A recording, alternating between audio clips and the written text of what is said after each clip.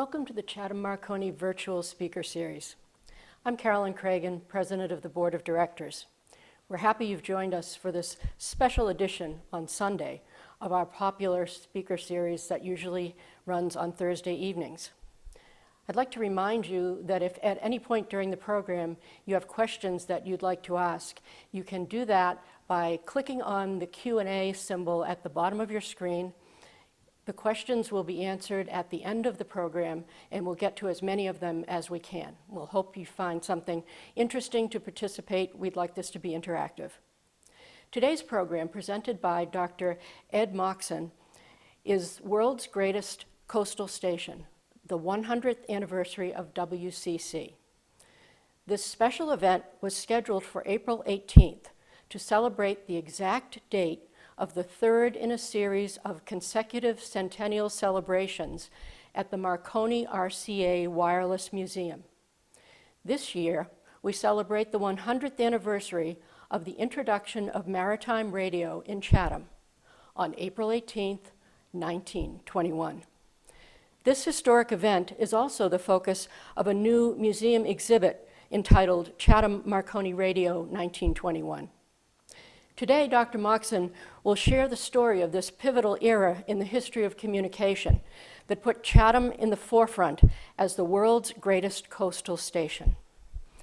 A key member of the Chatham Marconi community, Dr. Moxon is our resident historian. Ed is a retired electrical engineer who retired to the Cape in 2004 after a career in research and manufacturing. He holds a PhD from the Massachusetts Institute of Technology in the field of communication and has a keen interest in the history of radio and of Chatham WCC. Ed joined Chatham Marconi in 2003, was elected a director in 2005, and served as board secretary from 2007 to 2010. His research into wireless history and technology and his work on exhibits represent major contributions to the development and success of the Marconi RCA Wireless Museum. We always learn something interesting from Ed, and I'm sure you'll enjoy his presentation today. Ed? Yeah, thanks, Carolyn. I'm glad to be here today with you, and you know, it's been a long time coming. So you probably saw this in the notice about this program, and here's the notice that went out. If you look at the notice, you'll see that today is called a special Sunday speaker event, as Carolyn said, because it's on a Sunday, not a Thursday. But today is April 18th, and the special Sunday event is actually on a special Sunday. What makes today's Sunday special is in the book that we have in our archives here, that is the Superintendent's Diary. It reads, on Monday, April 18th, 1921, at 1:30 p.m., opened the Marine Station for commercial traffic. So today is the 100th anniversary of WCC, and as of now, it's about 100 years and 5 minutes ago. You may wonder where in the world we are, if we're the world's greatest coastal station. We're on the coast of New England, coast of Massachusetts, on Cape Cod, and on the coast of the Atlantic Ocean. Here's the Atlantic Ocean. Over here, and here's the complex of buildings as it appeared early in the last century. This is a sign that was in front of the property early in the century, and here's a sign from late in the century. RCA Global Communications Marine Radio Station, WCC. Here's a sign that's out front right now today. This property is on the National Register of Historic Places. It's the Marconi RCA District here in Chatham, and it's home to the Chatham Marconi Maritime Center. This building is called the operating building for the radio station. And here's what it looks like in the 21st century. It's the home of the Marconi RCA Wireless Museum. Here's what it looked like in 1921. This building looks essentially the same. Over here, the company car, Model T Ford, is parked next to the building. Here's another view of it, of the property, the operating building on the right. And this building here is called the hotel. It was the residence for employees who lived on site. And we're in that building today. Here's a piece that ran in a magazine. It's picture the interior here. The social room at the hotel for the staff at Chatham, Mass. And as you saw when Carolyn and I started talking today, we're sitting in front of this fireplace. Outside on the operating building is a banner, and here's what the banner says today. Chatham Maritime Radio, launched 100 years ago in 1921, with call letters WCC, the world's greatest coastal station. And as Carolyn indicated, this year we're celebrating the final of 3 consecutive centennials, significant to both Cape Cod and America. The first one, 2 years ago, celebrated the beginning of RCA, the founding of RCA in 1919, Radio Corporation of America. The second one, last year, celebrated the inaugural year of all-American transoceanic radio. Transoceanic radio from the United States using all-American equipment. During 1919, we also featured the advent of continuous waves, which contributed to the beginning of RCA. And this is the story of the pivotal era in the history of communication.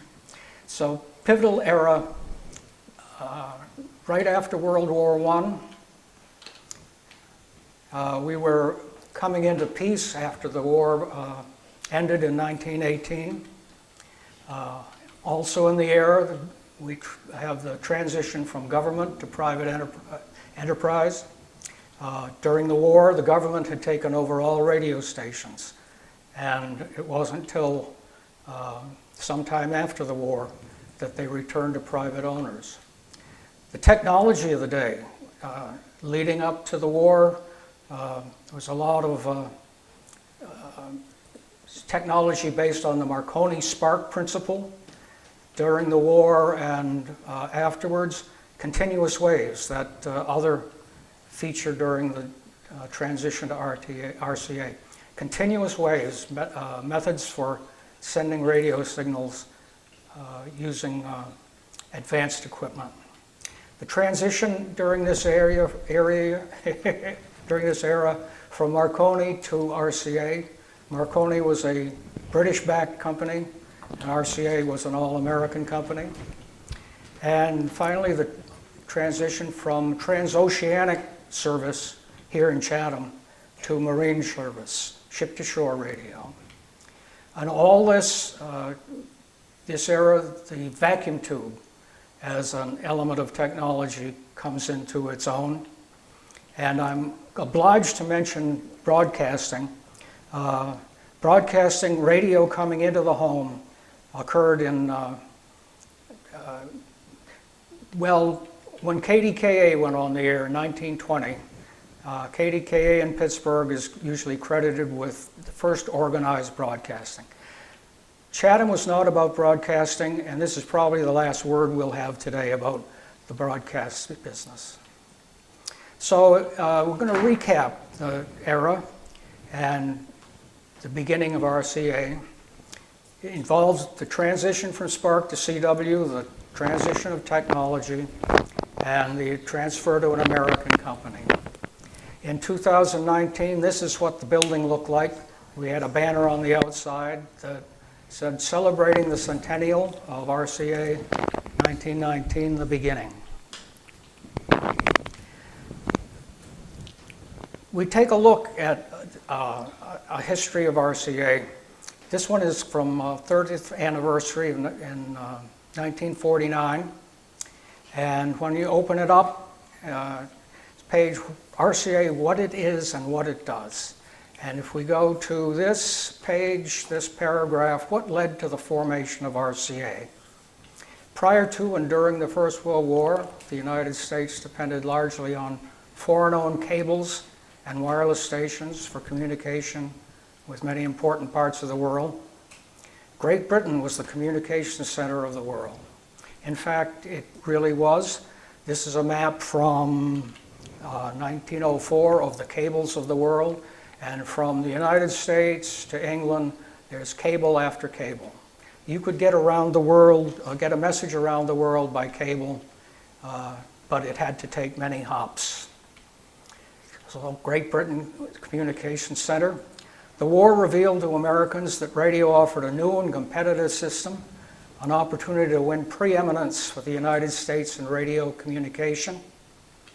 Subsequently, RCA was formed as a result of suggestions by officers of the United States Navy.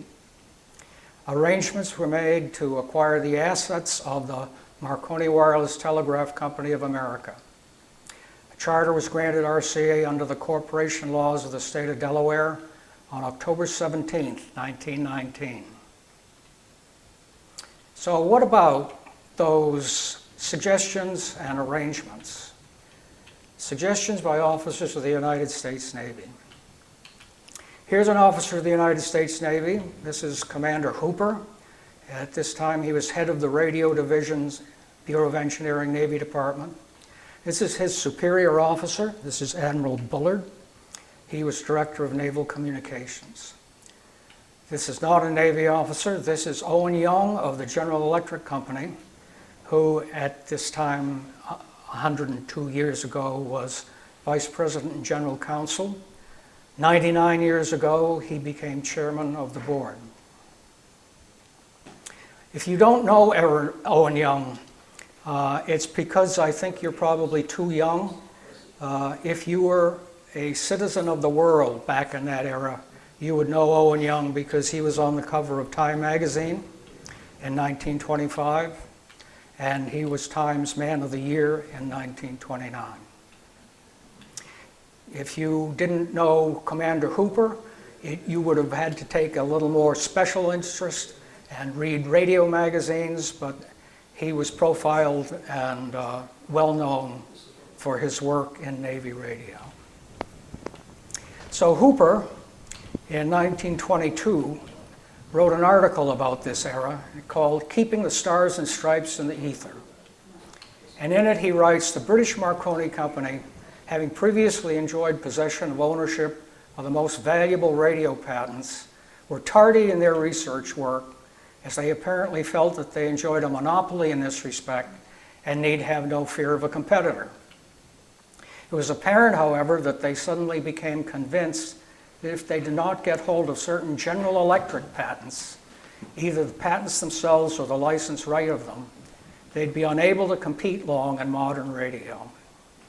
Because it was obvious that a company having the improved apparatus covered by these patents could cut in on them seriously and perhaps drive them out of the field. Marconi had enjoyed preeminence, but this is part of the transition of Marconi spark technology to the technology of continuous waves that overtook it.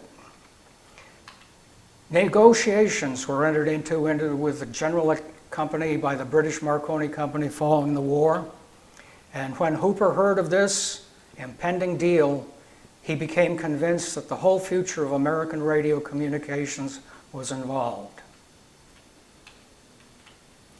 He communicated with the General Electric Company and requested that we be given an opportunity to meet the directors on very important matters at the earliest possible date.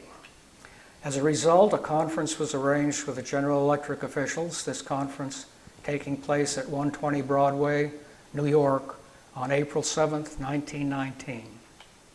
Admiral Bullard, Hooper's superior officer, did the talking, and he very ably presented the Navy's point of view to the conference and impressed the officials of the General Electric Company with the seriousness of the situation. Mr. Young of the company became convinced that it would be unpatriotic for the company to continue its plans with the British Marconi Company, and that there was nothing for it to do but to cancel the proposed agreement with the British Marconi Company. This is the object in question. This is the improved apparatus. This is an alternator, an electromechanical machine that was the state-of-the-art in generating continuous radio waves in 1918.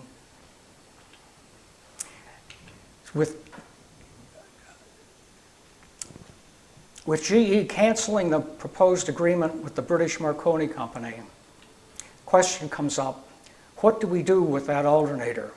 Manufactured by General Electric, what should they do with it? It was suggested that the General Electric Company establish an international communication system which would use the alternator. And this author has footnote 10 to this comment. When you read footnote 10, it says Hooper made the suggestion.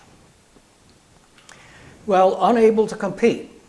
I think the Marconi Company, per Hooper's prediction, decided they were unable to compete because they came up with a circular to stockholders in the tail end of 1919, October 1919, signed by President of the American Marconi Company, John Griggs.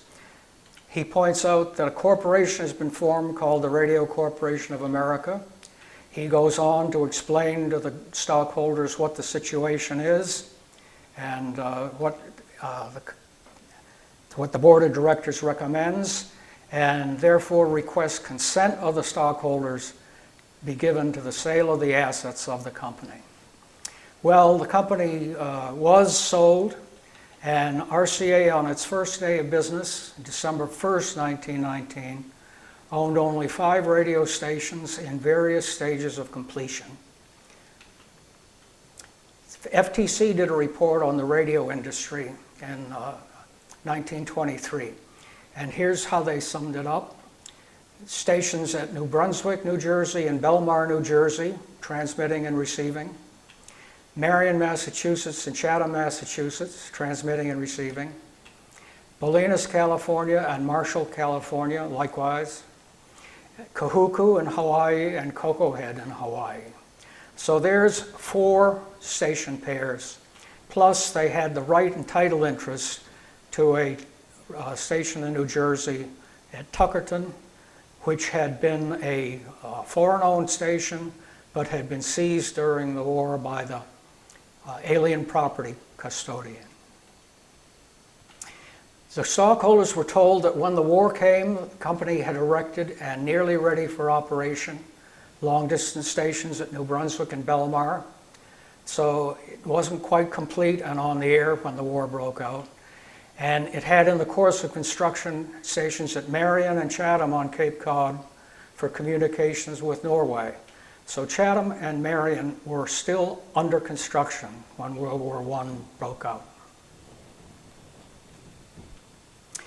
Transition from Marconi to RCA, therefore, occurred in 1919, 102 years ago.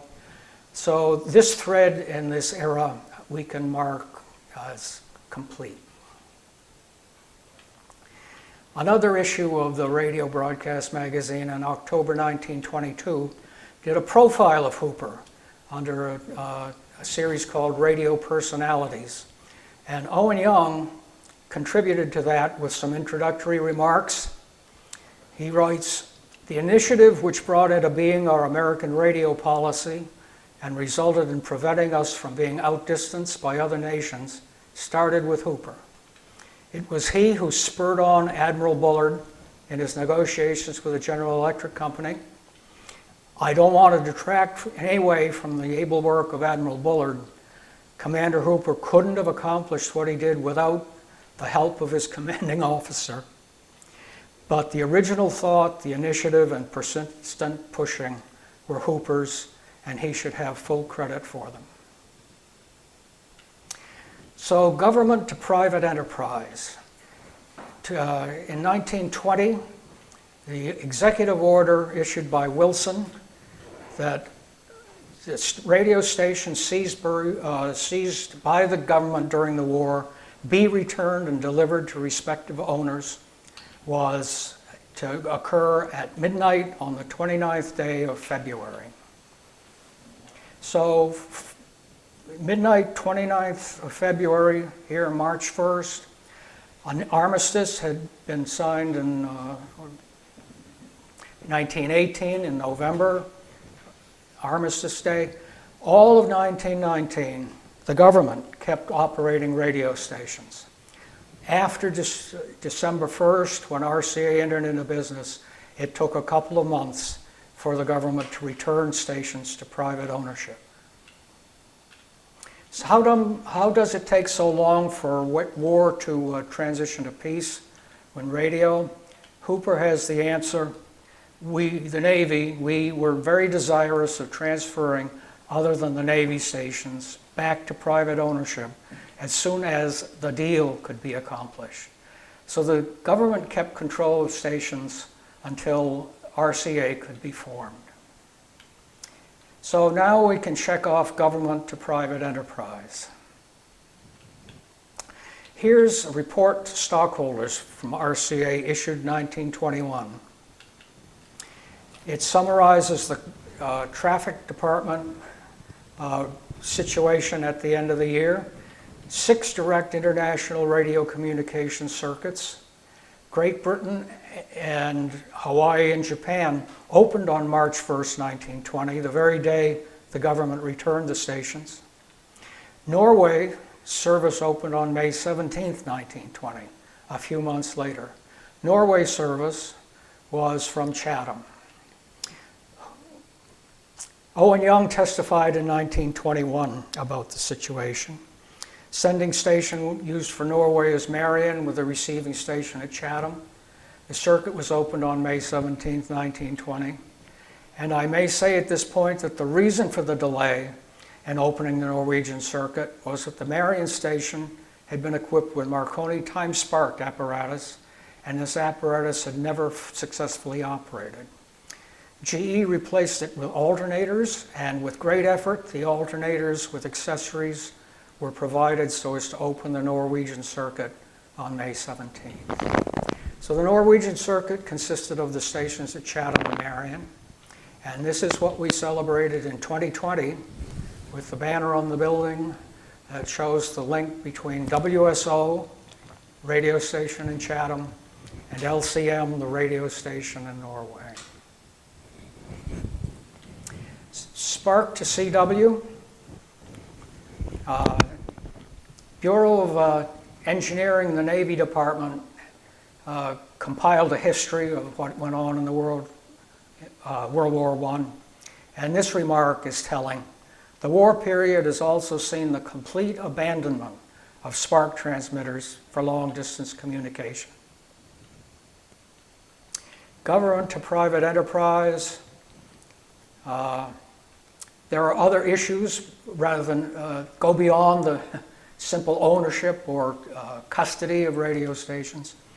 There was an effort in this era for the government to take control of all radio and operate it as a government-run business. There were hearings. This particular hearing, government ownership or control of radio telegraphy and cable communication and its military and commercial aspects. This one's from 1919, I think. Yep. And here's an indication of what was going on. Every year there were hearings about this sort of thing. In 1920, there was a hearing going on, and Sam Kentner of the International Radio Telegraph Company testified. At each session of Congress, the Navy introduces a new bill which tends more and more toward government ownership. And the Navy is given something out of each of these bills. Some sort of compromise is effected, and there's a settlement for the matter that is amicable for the time being. And then they come back the next year and get a little more. The Secretary of the Navy is already on record as saying he will not permit privately owned radio stations on these shores.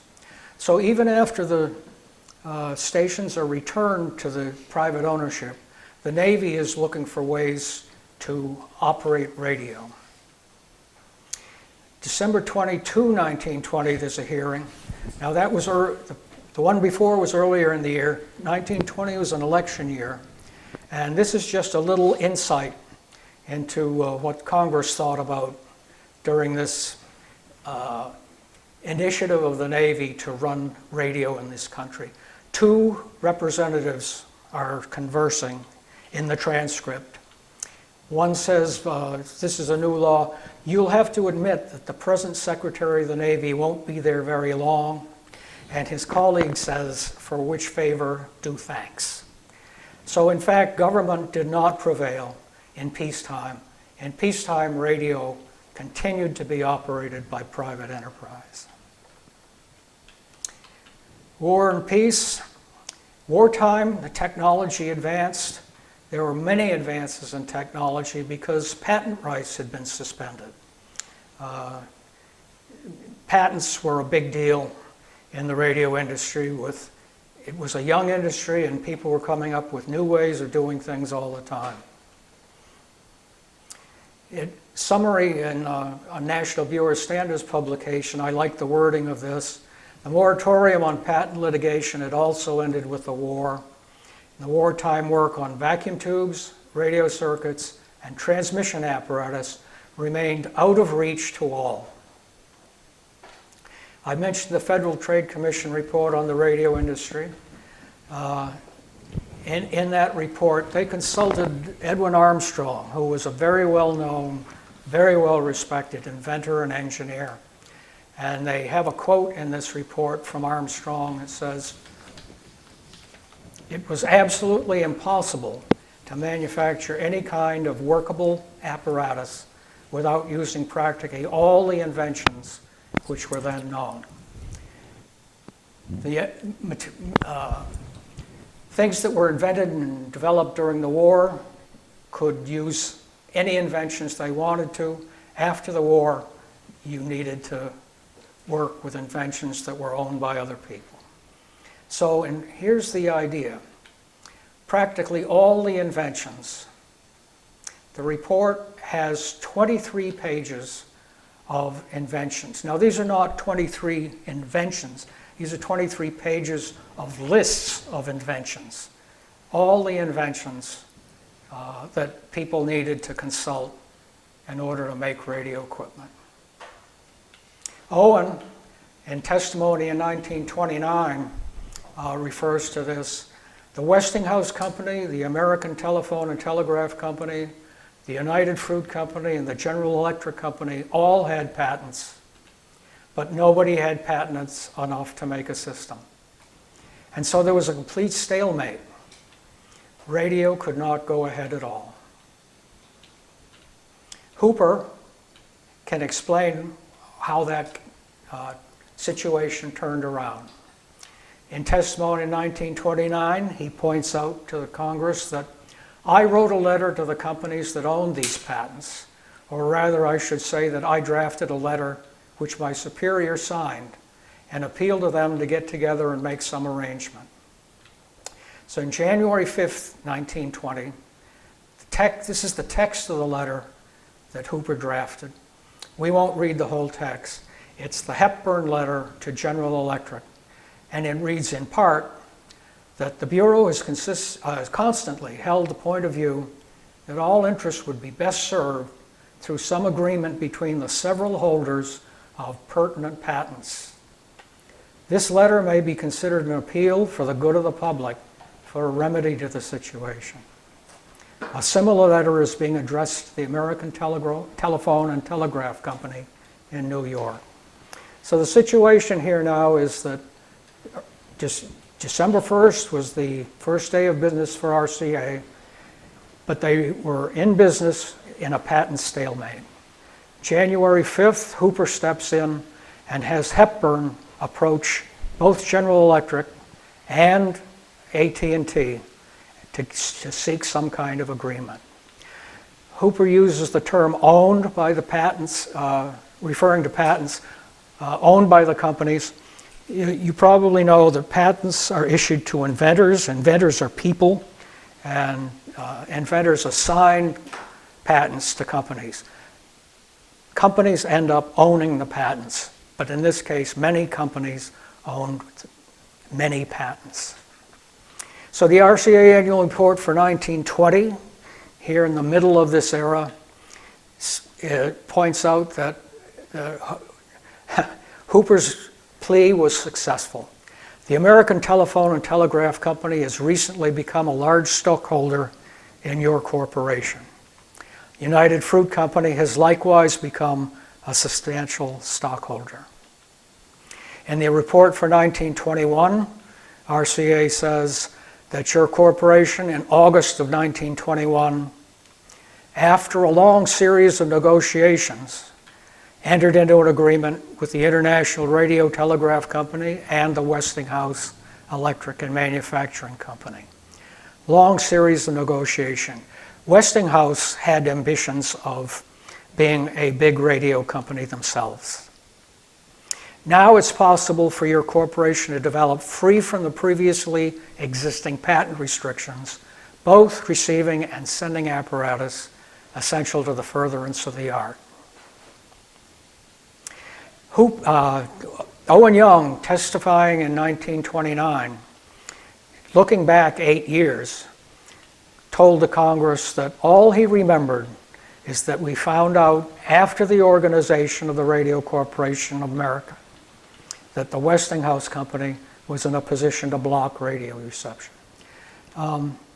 After the organization of the Radio Corporation, you may hear and read that RCA was formed by a consortium of many companies. That's a great oversimplification. RCA was formed by General Electric and the existing Marconi stockholders, and it was through the talents of Owen Young and his colleagues in other American companies that RCA finally got to be in a position to be free from patent restrictions and advance the state of the art of radio. Owen Young comments on this in an address he gave in 1921. America could not wait for the duplication of the history of the telephone company or the duplication of the electrical industry. She could not wait 10 years while her people were fighting because the communications of the world were at stake and America's position in those communications was at stake. So in this era, which Young summed up at the end of 1921, the transition from war to peace, we've covered. Government to private enterprise, we've covered. Spark to CW, we've covered.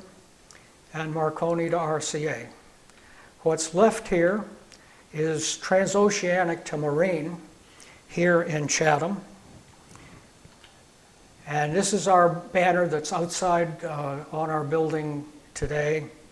Chatham Maritime Radio launched 100 years ago.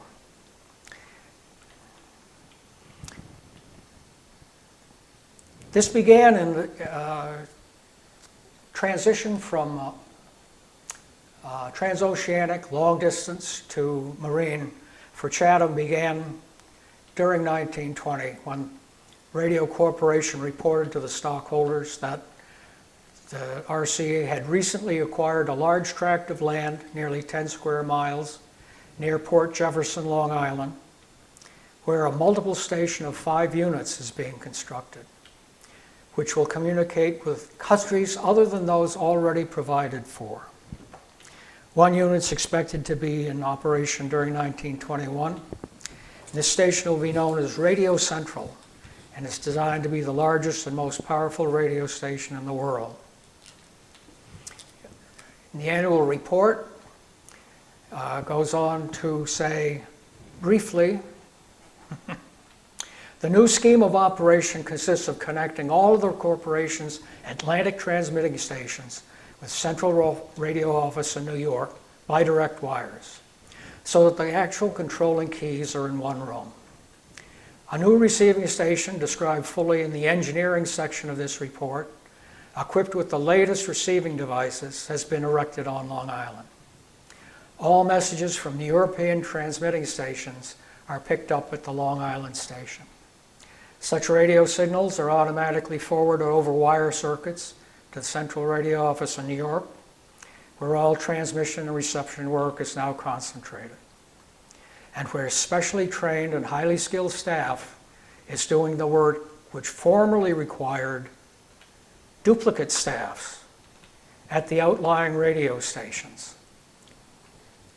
So here's a couple of outlying radio stations, Chatham and Marion, doing the work of the Norwegian circuit.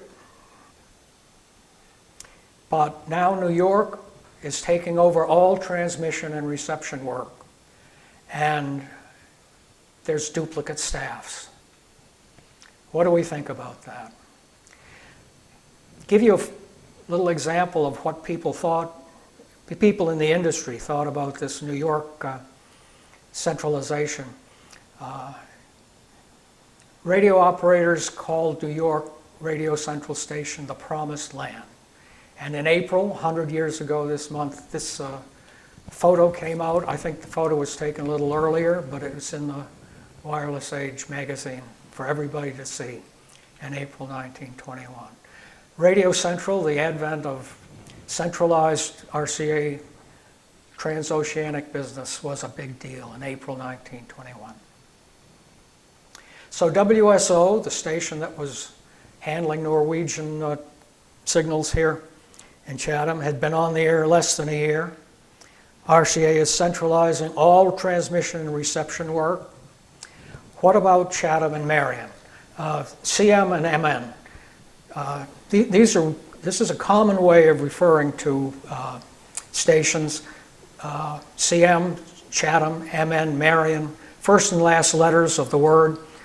We do this today with the state of Maine and state of Kentucky, a lot of other things. So what's to become of Chatham and Marion? Well, the comment is that countries other than those already provided for. Well, Marion continues because Marion already provided for communication with Norway. They connected all the corporation's Atlantic transmitting stations with the Central Radio Office in New York. Marion is keyed from Broad Street. Marion fits the mold very well. Receiving is being developed on Long Island at a place called Riverhead, that's RD. What do we do with Chatham? Chatham was the receiving site for the Norwegian service. Well, the answer is here in RCA Special Order 138. On or about April 10th, 1921, the Radio Corporation's Cape Cod Marine Station will be open for general public service.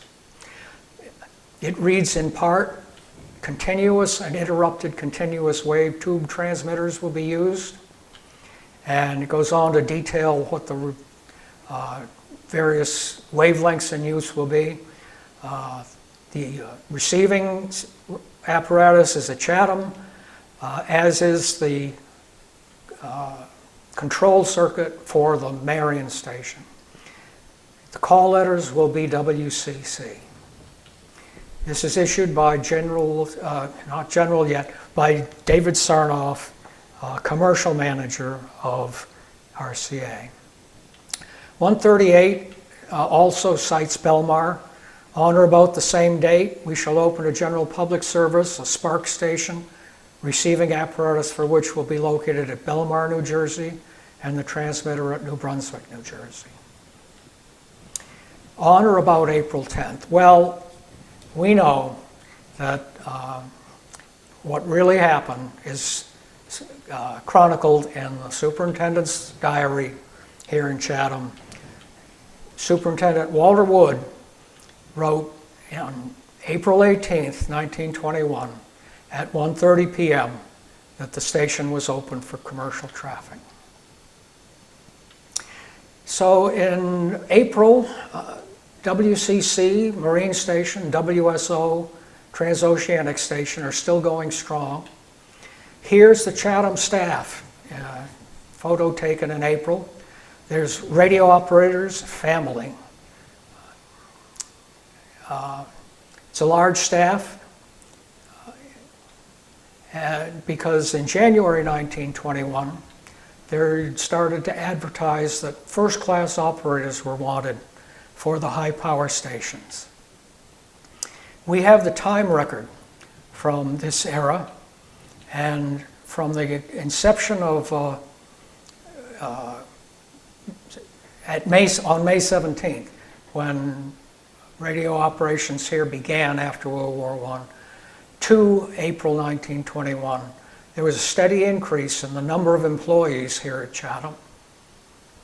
Here's one that I'd like to tell you a little bit about. This is Ted McElroy, who in his career became holder of the world's record for fast telegraphing. He wrote an article in 1935. He had been at Camp Devens during the war. Camp Devens is outside Boston. And he wrote that about 1918 or 19, things were pretty dead at Devens, so I was let out.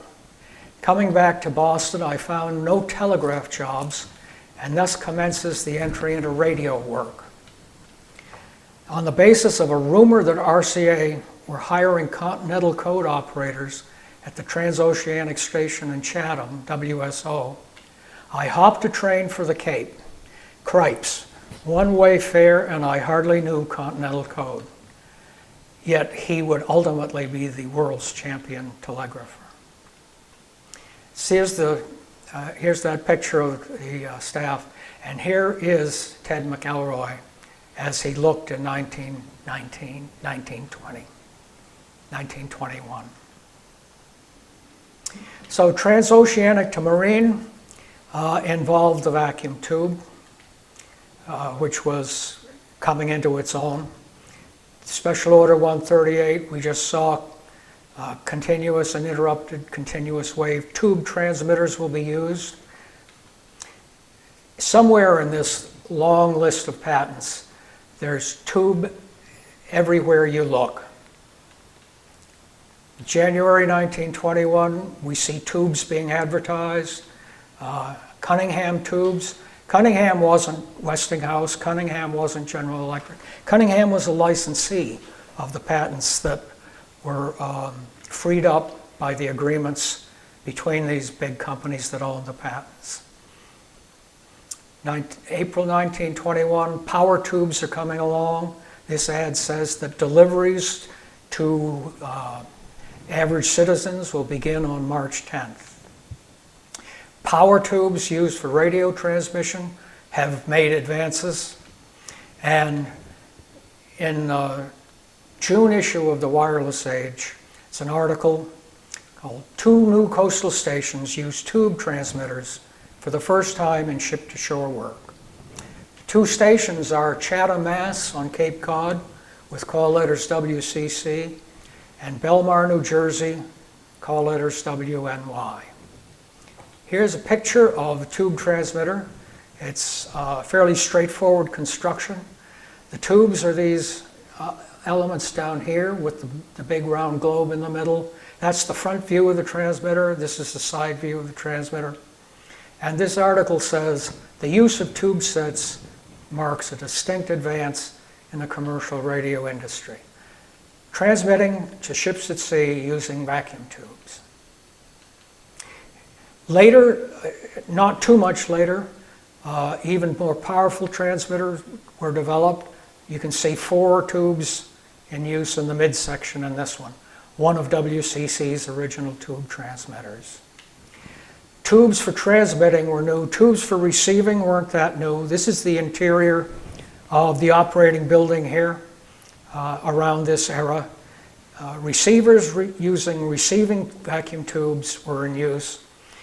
Receivers of this type. This is a design that had been developed during World War I. This one is manufactured by Wireless Specialty Apparatus.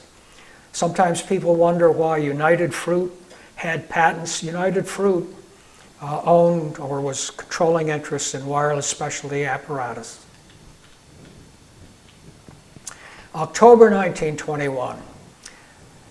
RCA has a list of their extensive marine coastal stations. Chatham, Cape Cod, call letters WCC, has 2 tube sets. New London has a spark set. New York City has a spark set. Cape May, New Jersey has spark sets. San Francisco has a spark set. WCC has tubes. The other stations have spark. You may have noticed that Belmar wasn't mentioned in the list of stations because in the same article it's pointed out that the Belmar, New Brunswick station has been permanently closed, and it's WNY in New York City that is around New York City that's taking care of that traffic. Did you notice the cover of this issue of the Wireless Age? It's a gathering of dignitaries, let's say. Here, the article goes into what this gathering was about. And if we were all together, there's a few of us here that are together, I would tend to ask the question, does anybody recognize this guy? I'm looking around the room, and somebody says yes. Well, he's got a hat on. He's got a hat that he wore pretty often. And I bet some of you out there recognize him. He visited from Europe in 1921, came in April, I think. And one of the things he did was he visited RCA. And while he was visiting RCA, he wrote out a message to the radio officer in charge at Nauen station in Germany. This was sent to Nauen via the Radio Corporation station at Marion, keyed from New York. An answer was received at Chatham and relayed to the New York office. At this time, Riverhead was not really complete. This is mid-1921, and Chatham was still handling the receiving work for Germany and Norway. So we're lucky we have some images of what that transmission was to the operator in Germany. The author of this message wrote "officer in charge" and then some words that they ultimately scratched out. Best greetings from New York, signed Einstein. So Albert Einstein visited New York, visited RCA, and exercised RCA's links with Germany by sending a telegram, a radiogram, a Marconigram to the chief operator there. Chief operator replied to Professor Einstein, New York City, many thanks and my respects to the great German professor and sincere greetings, officer in charge, POZ, POZ, the radio call sign of the German Nauen station. I said radiogram, telegram, Marconigram. You may notice that the little captions to this that were in the magazine that these were published in says this is a facsimile of a radiogram sent by Dr. Albert Einstein to Nauen. Radiogram from POZ sent in reply. This is actually reflective of something that was going on in 1921. May 1921, Nally, the president of RCA, has an announcement about the new expressions radiogram and via RCA. Radiogram is the new name for the service of sending messages by RCA radio. And via RCA is actually emblazoned on the radiogram blanks.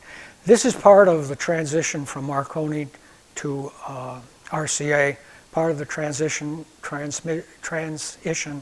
from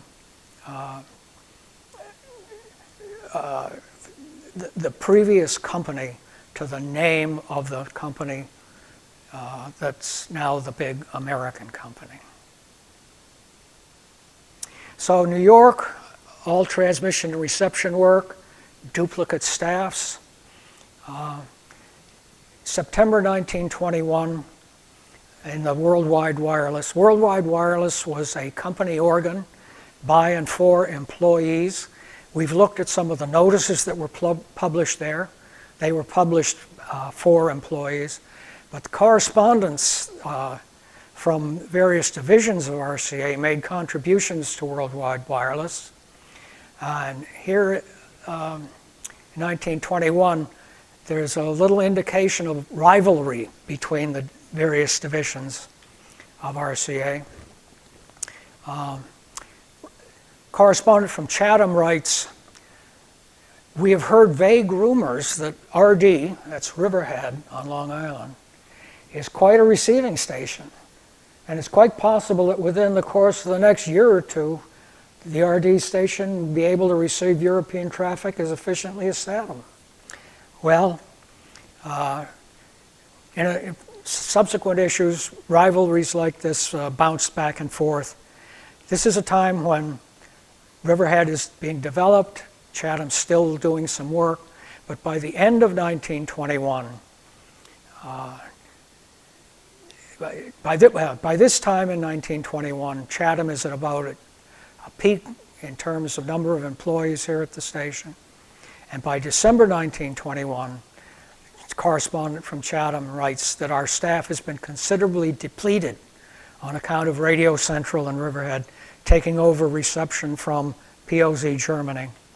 But Chatham is still handling considerable traffic from Norway, that's LCM, OUI, that's Hanover in Germany, and shortwave marine sets.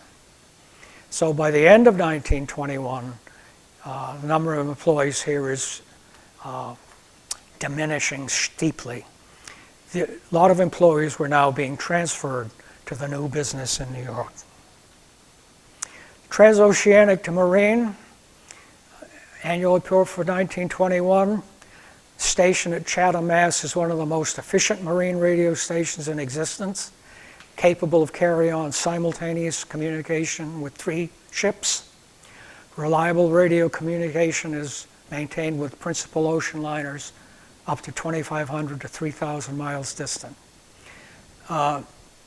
Today that might not seem like a lot, but it's the way across the ocean. And considering the equipment, wavelengths in use in those days, that was quite a feat. The end of 1922, here's the staff. There's about 20 some odd employees, and there's about 20 people shown in this picture. A big drop in the staffing as the transition from transoceanic to marine played out here in Chatham. Annual report for 1922. Your corporation continues to own and operate marine radio stations at the following points: Chatham, Sconset on Nantucket, New London, New York, Cape May, San Francisco, and that the volume of marine traffic, that is the communications between ships at sea and between ships and shore stations, increased in the last year 105% in volume. The bulk of this traffic has been handled through your corporation's Marine Radio Central at Chatham, Mass. Chatham is now picked up the nickname of Marine Radio Central, and that reflects on the big station that they developed on Long Island called Radio Central. Marine Radio Central at Chatham. Annual report for 1923. Chatham is provided with the most modern equipment and thoroughly efficient coastal station, giving greater efficiency at reduced costs. End of 1923, number of employees had tapered off in 1922 and was about the same in 1923. February 1924, RCA publishes another little compilation of coastal stations, and Marion and Chatham lead the list as usual. In this case, Marion, Chatham, and the particulars of how they work, and RCA goes on to say that Marion and Chatham constitute the world's greatest coastal station.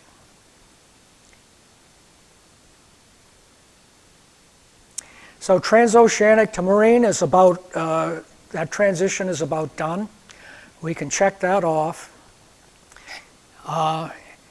And we can look at the announcement of what we're doing here today. This story of pivotal era in the history of communication that put Chatham at the forefront of the world's greatest coastal station. For the next couple of years, things continued to improve. No great change in the staffing.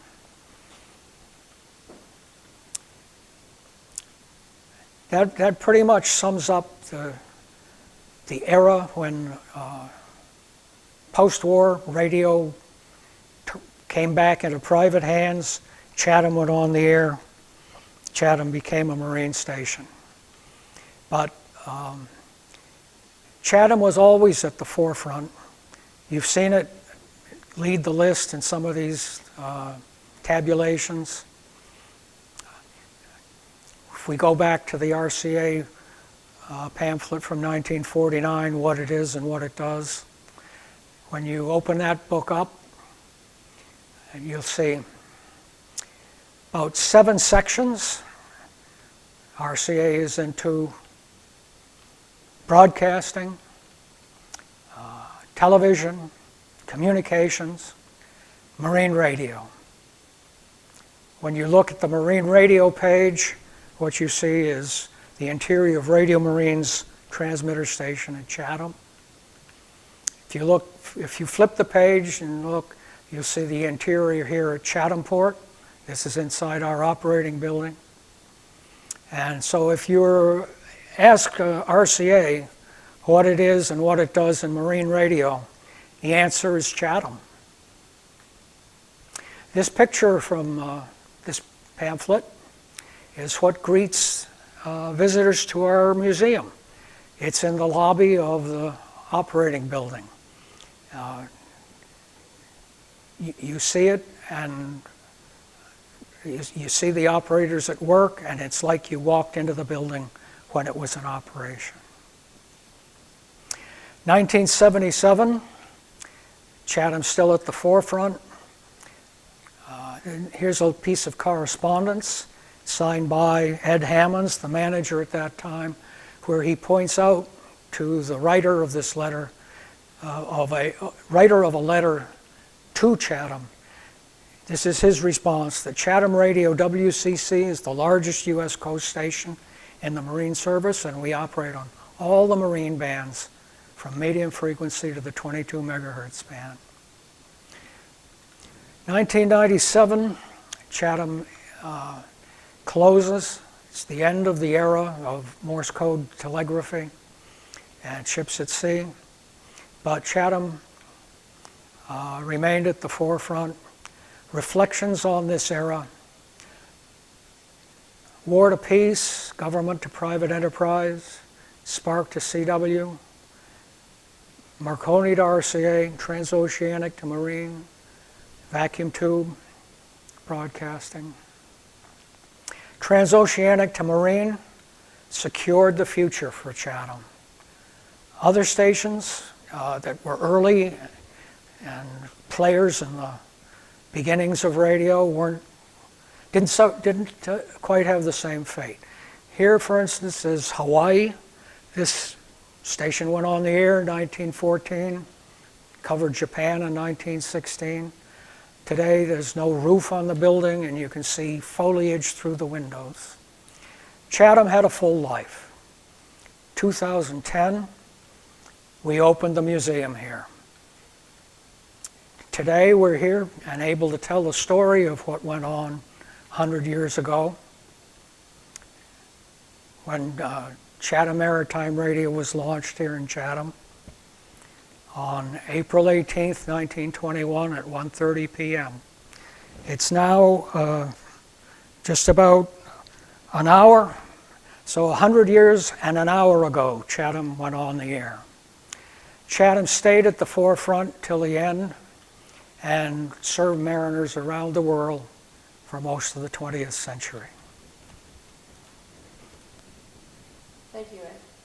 A lot happened in 100 years. It was quite an era at a time when the radio industry was very young and changes were one after the other. It's always interesting to hear what happened here back in those days with all of those people gathering in Chatham to advance the communication industry. Fascinating topic. Thank you so much. And we're going to start with a question from Les. And his question is, in 1921, what were they using as a receiver? What were they using as a receiver? Well, I showed a picture of I think that was an SE 1420. The Navy did a lot of work during the war, and Navy actually did designs. Navy design was manufactured by Wireless Specialty and I think Westinghouse. Two very similar radio receivers, the IP 501 and the SE 1420, used vacuum tubes, as we pointed out. One thing, we showed a picture of Armstrong. Armstrong in 1914 had one of the most important patents. I called him a respected inventor and engineer. He was the winner of the first Institute of Radio Engineers gold medal for performance for his contributions to the development of radio. And receivers of that era used the Armstrong regenerative circuit. Part of the story, people couldn't build apparatus without using everybody's patents, and Armstrong had one of the most important. We have a second question that I always find quite interesting about a company that doesn't seem as if it would have anything to do with radio communication, and that's United Fruit. And the question is from an anonymous attendee who wants to know, how did United Fruit get into the radio business? Well, United Fruit was in the business of ferrying bananas from South America to the United States. And bananas are a perishable commodity. You have to pick them when they're not ripe. You have to get them to their destination. And when radio became a useful tool, United Fruit established radio stations in the southern part of the United States and offshore. They acquired interest in wireless specialty apparatus and actually made equipment. So there were United Fruit radio stations communicating with their banana boats, and things like when boats would arrive at market and have be ready to offload and so forth were handled by radio. It made a big difference in something like a perishable commodity like bananas. It's an interesting piece of the history that the diet of Americans was influenced by the technology that we've been talking about. We have a question from Glenn who wants to know whether the Alexanderson was still in use in 1921 or were all of the transmitters tubes at that time?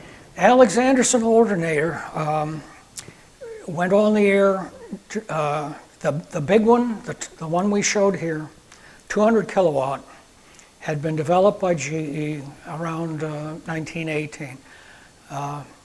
It was installed at New Brunswick, Marconi Station at New Brunswick, at the expense of General Electric, and went on the air during the tail end of the war and handled a lot of traffic. General Electric made other alternators. They were installed in Hawaii, KPH on the West Coast. Radio Central was getting alternators. When Radio Central went on the air in 1921, Radio Central went on the air in November 1921, and when they had produced or gotten built up to the extent that they had 1 unit of alternator and were able to receive. There was a big commemorative message. So alternators went into use in long distance. Tubes went into use for on the 2,000 meter, 3,000 meter wavelengths for use in shipboard work. The alternators were long wave, 10,000, 12,000, 20,000 meters. And those were the ones that were used for long distance work. That little snippet from the Navy Bureau of Engineering, it said abandoned spark for long distance work. Alternators weren't the only technology. There was also the arc. But the arc and the alternator were the main means for generating long distance, continuous wave radio signals. Thank you. We have a question from Ted, who wants to know whether Morse code plays any part in commercial wireless communications today.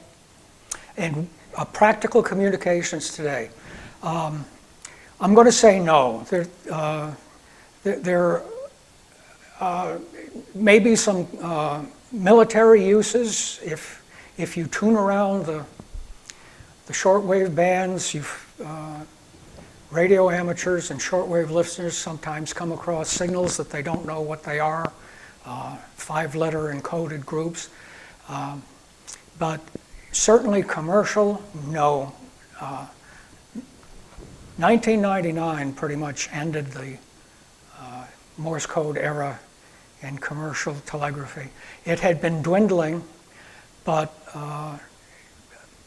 radio operators on ship and shore were still required to listen for distress signals sent by a Morse code into the late 90s. It was a big day when the regulations said you don't have to do that anymore. Things move forward. We have a question from Mark, whose call letters are WA1EXA, and he has a question about antennas. He says, Chatham, as a receiving station, developed a number of antennas. Can you mention some of those that Chatham proved to work? Number of antennas, yes. So originally, the antenna here that was put up by Marconi was about a mile long. It was called a flat top antenna and was thought to have directional properties. So that antenna was supported on 6 masts that ran from right behind the operating building just outside here onto West Chatham. And that antenna went up in 1914, but it came down in 1919 because the directional properties that were thought to be ascribed to it actually petered out after about 300 miles. So lining up a bunch of masts to support a wire pointing to a destination, and the Marconi flat top had actually not really panned out. So that sort of antenna here was taken down. RCA put up dipoles. In the heyday, RCA had rhombic antennas, which were developed by and deployed here when they were very experimental. We have documentation where the staff here reports to New York on the performance of the rhombic antennas because they're deployed here and evaluated here. During the heyday, there were dipoles. There was an antenna design called an H/2, which was a sort of curtain antenna. It's wires in a geometrical shape that sit in a plane that have direction. It itself has directional properties, a broadside property. So being at the forefront, even in those mid-century days, Chatham was a place to put a new antenna up and see it work. We have a question from Mike in Bristol, Rhode Island. He is a former radio operator aboard American vessels, and he's interested to know if the artifacts shown in this presentation are on display at the museum. If the artifact, If what you showed in the program. Our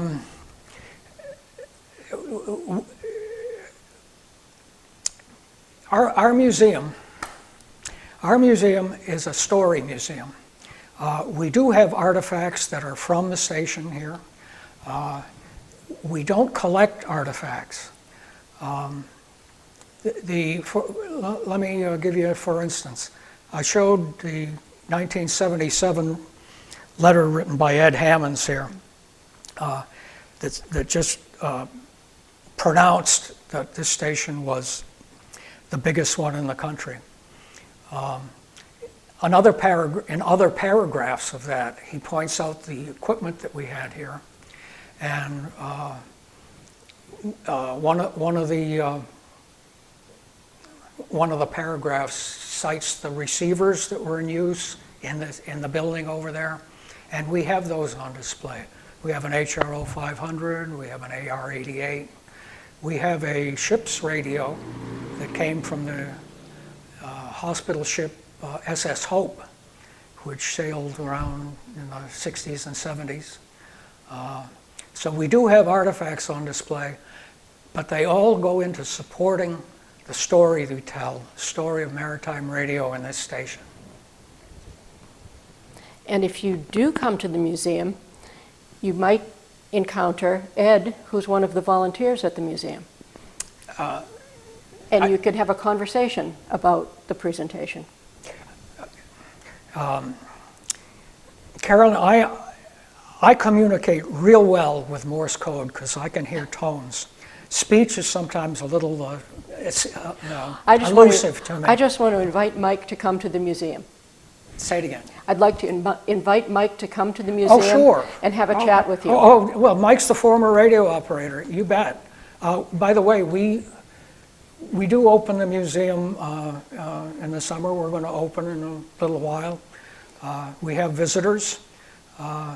We have visitors from all walks of life. We have families with children who need something to do on a day when it's raining. We have people that come here because they want to come here. We've had radio operators who have, in their career, been on a ship, and on a daily basis we're in communication with this station here.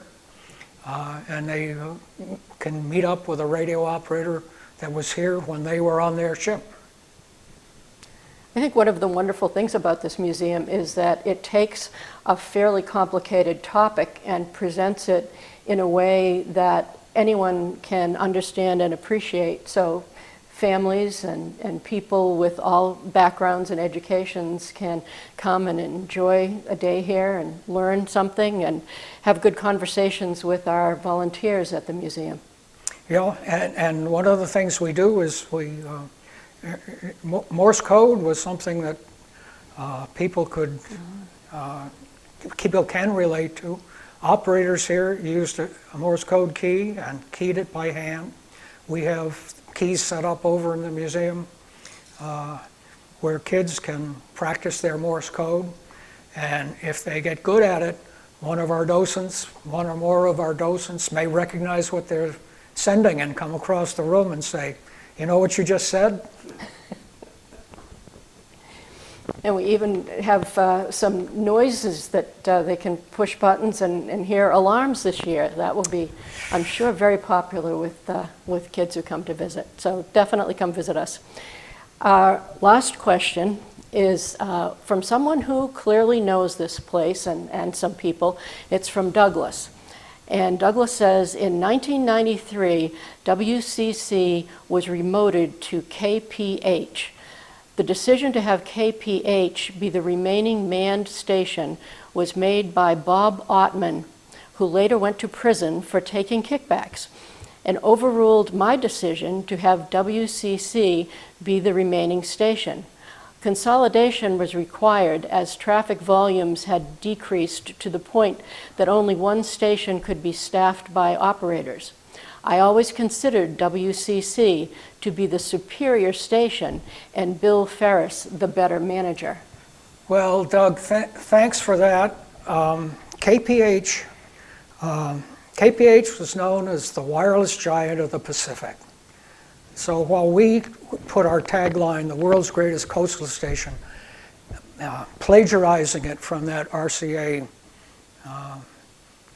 list of marine stations, KPH was a very successful, very large coastal station. Indeed, the operators here, well, you may have got it from what Carolyn read from Doug, but Morse code, operating a key, typing a response that comes in when you're listening with earphones, at a typewriter, at a mill, handling messages that way. It's labor intensive. It takes people, and you have to charge money for it. And there were other methods of transmitting and receiving messages that didn't involve radio operators intensively. So yeah, they had to consolidate to keep the business going. And the station was remoted. There are places out at the KPH still exists. The Maritime Radio Historical Society, MRHS, out on the West Coast, is an active group. They have a newsletter. They put the KPH equipment on the air on Saturdays when conditions, both social and technical, permit. And when you're out there, you'll find things that might have a little label that says WCC. It might be the link to WCC or something like that. But the situation was that you've got WCC on the East Coast and you've got KPH on the West Coast. They each have their reach. Transmitter located one place will reach in its vicinity, which it can be very large. But having one on the East Coast and one on the West Coast meant you covered the oceans pretty well. And at the end, radio operators on the West Coast at KPH would operate their Morse code keys, and the action of that key would cause a signal to be sent across the continent to South Chatham, where a transmitting facility in South Chatham would then emit a radio wave caused by an action on the West Coast. And likewise, reception here would be forwarded to the West Coast. The Maritime Radio Historical Society has a website with some recordings of what Morse code sounded like. And one of their recordings is made by an operator out there. When you send Morse code, you listen. There's a sound that's made when you operate your key. It's called a side tone. So you hear locally what you're doing. Or you could tune in a receiver and hear locally what you're doing. Radio operators here could listen to what the signal they sent out from the transmitter was. But this fellow on the West Coast had his setup arranged at one point where he piped into one ear the signal that was being received here in Chatham when he keyed his transmitter, when he operated his key that set the transmitter from West Coast to Chatham, and when he sent a signal to Chatham's transmitter that went back to the West Coast. So he was listening to both his side tone and his signal coming back from across the continent. If I made that clear. Two ways. Well, we have no more time for questions. Okay. But we want to thank you for a wonderful afternoon of information. As I mentioned earlier, we always learn something interesting when Ed starts to teach us, and I hope you all enjoyed that. We have a tradition with the speaker series, and that is that each of our speakers gets the traditional Chatham Marconi hat. And I know that Ed has seen these before, so I also know that he'll wear it a lot. Yeah. So thank you so much. Well, thanks a lot, Carolyn. Like I said at the outset, this has been a long time coming. You don't have a 100th anniversary of a precise point in time very often. Really? We're lucky that we had that notation in the superintendent's diary.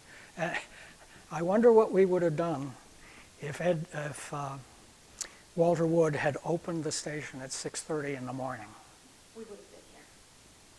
We definitely would have been here. Thank you all for sharing this centennial celebration with us. We hope you enjoyed it. And we hope you'll come and see us during the season at the museum. Thank you very much.